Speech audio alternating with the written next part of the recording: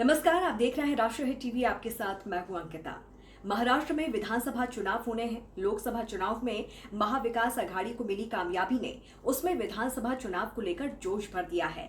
इस बार महाराष्ट्र में कांटे का मुकाबला दिखाई देगा, क्योंकि पहली बार ऐसा होगा कि बीजेपी और शिवसेना एक दूसरे के खिलाफ ताल ठोकेंगे। पहली बार ही ऐसा होगा कि चाचा शरद पवार की पार्टी के सामने भतीजे अजीत पवार अपने चाचा की बनाई एनसीपी लेकर मैदान में ललकारेंगे। तो पहली बार ऐसा होगा कि शिवसेना और कांग्रेस मिलकर विधानसभा चुनाव लड़ेंगे। लेकिन इन बातों से अलग हटकर जो बड़ी बात है वो ये कि अगर महाराष्ट्र में महाविकास आघाड़ी सत्ता में आई तो मुख्यमंत्री कौन होगा। दरअसल ये सवाल हम नहीं कर रहे, ये सवाल खुद महाविकास आघाड़ी से उद्धव ठाकरे पूछ रहे हैं। उद्धव ठाकरे का कहना है कि महाविकास आघाड़ी में अगर कांग्रेस और एनसीपी के पास कोई मुख्यमंत्री का चेहरा है तो वो सामने आए, वरना उन्हें सीएम फेस के तौर पर प्रोजेक्ट करें। लेकिन उद्धव की इस मांग के आड़े खुद वो ही शरद पवार आ गए हैं, जिन्होंने कभी उद्धव ठाकरे को मुख्यमंत्री बनाया था।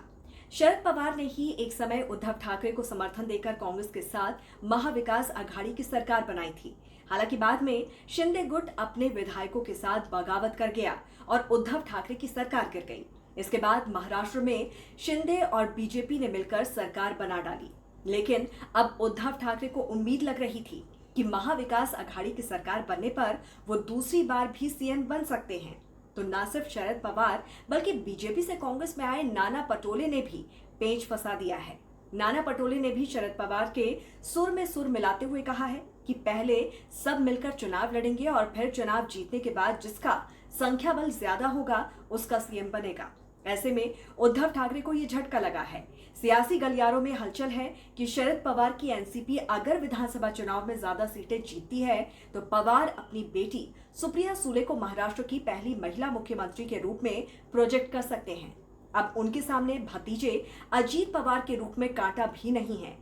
ऐसे में लगता है कि पवार अपनी बेटी को ही महाराष्ट्र की गद्दी पर देखने का मन बना चुके हैं। तो वहीं दूसरी तरफ कांग्रेस अगर बड़ी पार्टी बनती है तो फिर नाना पटोले सीएम की रेस में सबसे आगे हो सकते हैं।